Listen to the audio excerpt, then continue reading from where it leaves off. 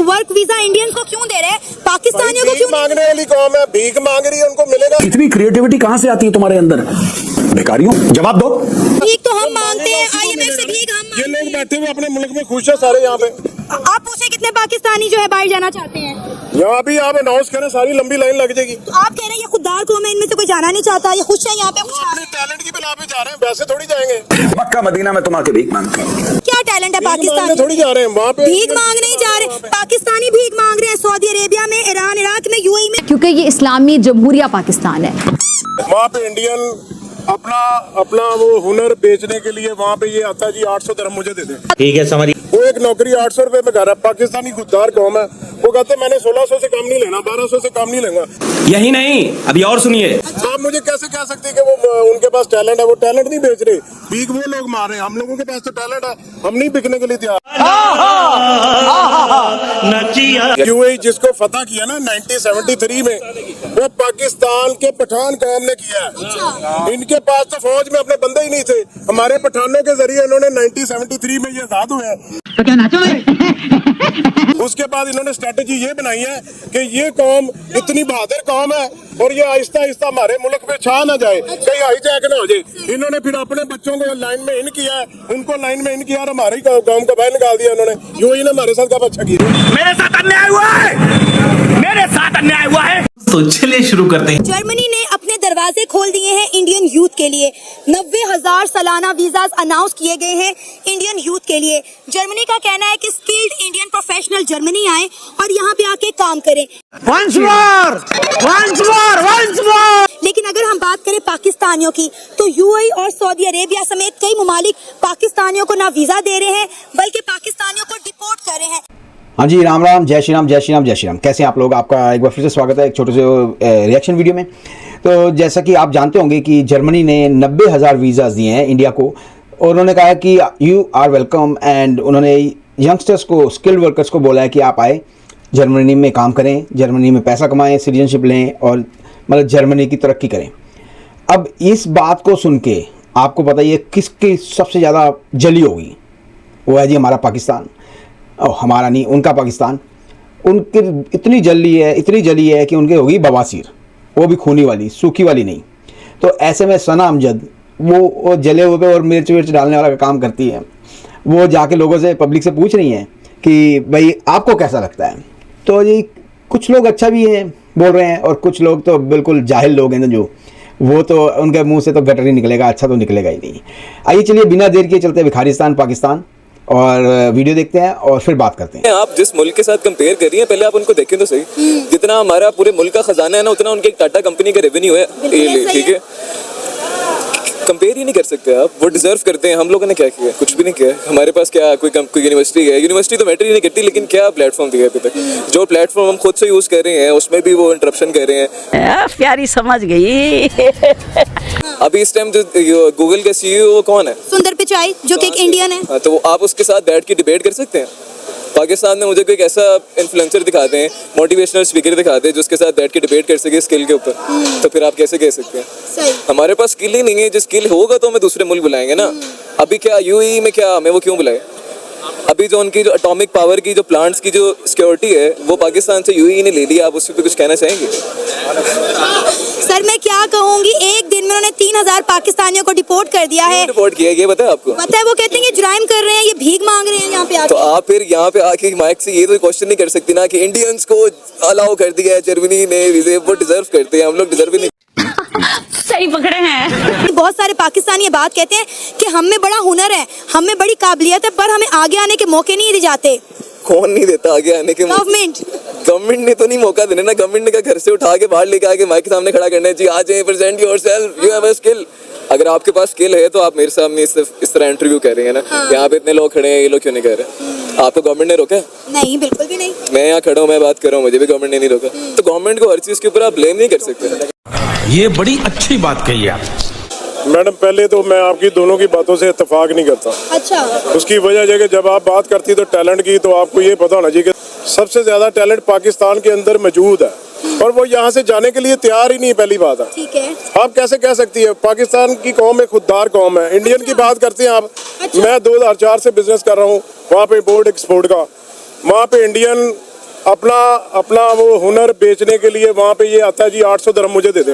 वो एक नौकरी 800 रुपए में कर रहा है। पाकिस्तानी खुददार कौम है, वो कहते हैं मैंने 1600 से कम नहीं लेना, 1200 से कम नहीं लूंगा।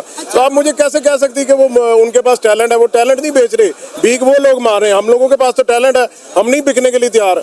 ठीक है, टिपिकल यूपी लैंग्वेज, ये लोग नॉर्मल नहीं है, कुछ है इनके साथ गड़बड़ भाई। तो सर टैलेंट है हमारे पास, तो फिर जर्मनी 90,000 वर्क वीजा इंडियंस को क्यों दे रहे हैं, पाकिस्तानियों को भीख क्यों? मांगने वाली कौम है, भीख मांग रही है, उनको मिलेगा। भीख तो हम मांगते हैं, IMF से भीख हम ये मांगते लोग बैठे हुए अपने मुल्क में खुश है सारे। यहाँ पे आप पूछे कितने पाकिस्तानी जो है बाहर जाना चाहते हैं?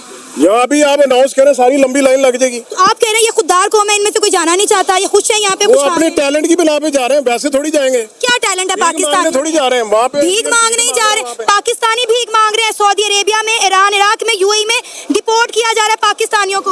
और मैंने यही कहा जब मैं आया हूँ तो आप समझेंगे शायद ये मांगने आया। क्या बोला तूने? मैं आया हूँ तो आप समझेंगे शायद ये मांगने आया। मैं मांगने नहीं आया, लेकिन मजबूरी है।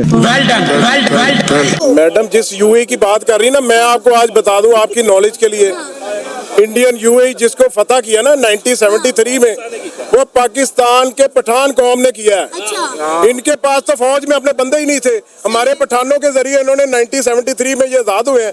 अस्सलाम वालेकुम। उसके बाद इन्होंने स्ट्रेटजी ये बनाई है कि ये कौम इतनी बहादुर कौम है और ये आहिस्ता आहिस्ता हमारे मुल्क पे छा ना जाए, कहीं हाईजैक ना हो जाए। इन्होंने फिर अपने बच्चों को लाइन में इन किया है, उनको लाइन में इन किया और हमारी कौम को बाहर निकाल दिया इन्होंने। UAE ने हमारे साथ कब अच्छा किया? सर आपको पता है सऊदी अरेबिया ने हमारी गवर्नमेंट को फेस टू फेस कहा है, फेस टू फेस हमारी गवर्नमेंट को कहा है कि बीमार बेकारी और बेरोजगार लोगों को हमारे मुल्क में ना भेजें। हमारी जेलें भर गई हैं पाकिस्तानी बेकारियों से। ये हाज उम्रे की घर से यहाँ पे आते हैं, फिर गायब हो जाते हैं, जुराइम करते हैं और भीख मांगते हैं। फिर आप कह रहे हैं कि हम बेकारी नहीं है। आगे भी बढ़ो ना, कुछ और भी करो। अपने घर की बात करूँ ना, मैं अपने घर में सब बंदों को खुश नहीं रख सकता।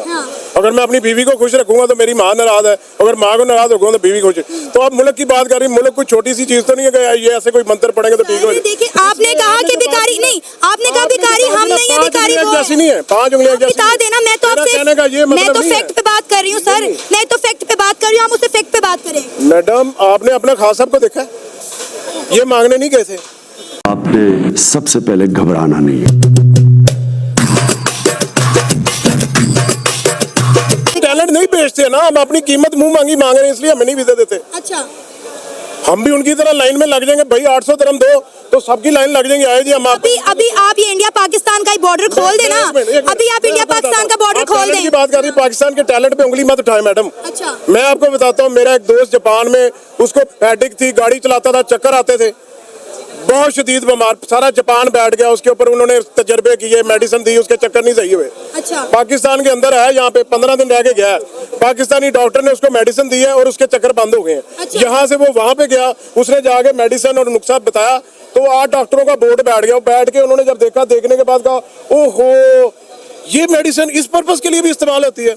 उन्हें पाकिस्तान टैलेंट बता रहा है। मैडम आप क्या बात करती हैं? पाकिस्तान जिंदाबाद है। अब ये मुनाफिकत नहीं है तो और क्या है, अब इनको रोकना होगा। सऊदी अरब में जहाज लेके गए थे, वो पठान पाकिस्तानी कौम लेके गए थे वहां पे जाके, ठीक है, किसी की मजाल नहीं थी।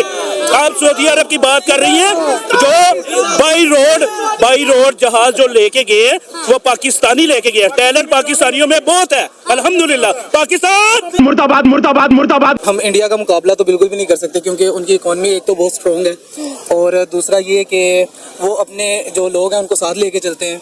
हम उनका मुकाबला बिल्कुल भी नहीं कर सकते। उसके बाद उनका एजुकेशन रेट देखें तो उनके एजुकेशन रेट, उनका रेशो जो है ना उनकी बहुत ज़्यादा है। हम यहाँ पे कहते हैं कि जिसको सिग्नेचर करने आते हैं, हम कहते हैं जी ये पढ़ा लिखा बंदा है, तो हम उनका मुकाबला बिल्कुल भी नहीं कर सकते। तो जी वीडियो तो हो गई यहाँ पे ख़त्म। अब आपने देखा कि ये जो समझदार लोग हैं वो पाकिस्तान में भी हैं थोड़े से। जो समझदार लड़का था उसने बताया कि भाई हम डिज़र्व ही नहीं करते इस चीज़ को, तो वो तो बिल्कुल ठीक है। लेकिन जो एक जाहिल था बीच में, एक दो जाहिल जो हैं, वो बस इनका जज्बा है, बस जज्बे वाली कौम है और इनके पास कुछ भी नहीं है, खाने को रोटी नहीं है, कुछ नहीं है, बस जज्बा ही जज्बा। भाई उसी को खाए जाओ, चबाए जाओ, घुसाए जाओ, जो मर्जी करते जाओ अपने जज्बे को, तुम्हारा कुछ होना नहीं है अब। और मतलब इतनी बे इंतहा और बेवकूफ़ी भरी हुई बातें करते हैं ये लोग इनको ये भी पता है कि ये वीडियो यूट्यूब पे चलना है, लाखों लोगों ने देखना है, ऐसे बेवकूफ़ी वाली बातें करते हैं। और आप इनके जो आसपास लोग खड़े होते हैं ना, उनके चेहरा देखे कीजिए, वो हंस रहे होंगे, कभी इधर इशारा कर रहे होंगे, कभी उधर इशारा कर रहे होंगे, मतलब वो मज़े ले रहे होते हैं। बीच में एक बोल रहा होता है तो बाकी सब वो मज़े ले रहे होते हैं फिर, और उसके बाद कोई ना कोई एक और जाहिल उनमें से निकल के आ जाता है बोलने के लिए। उम्मीद करता हूँ वीडियो आपको पसंद आया होगा। प्लीज़ चैनल को सब्सक्राइब करें, वीडियो को लाइक करें, शेयर करें। मैं आपको मिलूंगा अगली वीडियो में, तब तक के लिए जय श्री राम, हर हर महादेव, जय हिंद।